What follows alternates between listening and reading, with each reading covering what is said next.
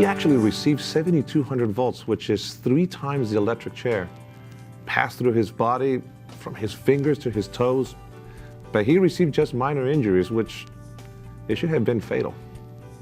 It should go without saying that when working around overhead lines, it pays to be alert.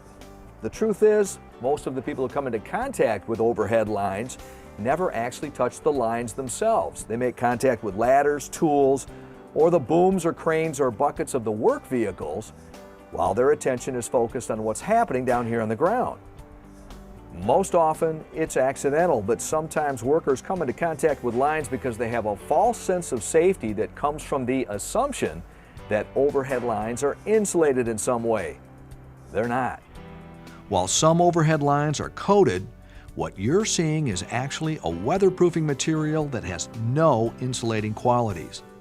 And since metal ladders, tools, truck buckets, and even the human body are all excellent conductors of electricity, that electrical current will follow the path of least resistance to the ground, and that includes moving through you. In other words, touching an overhead line, whether with your hand or a piece of equipment, is essentially like grabbing the bare ends of an electrical cord that's plugged into a wall, and no one in their right mind would think of doing that. In fact, just 1 amp, or the power needed to run an electric mixer, can stop a human heart. So when you compare that to the current coursing through overhead lines, well, you get the picture. Another misconception that many people have is that at the first sign of electric shock, you can just pull your hand away or let go of whatever you're holding that's made contact with the electric line. But the truth is, that will occur at only very small current levels. At higher current levels, electricity coursing through tissue will cause muscles to contract.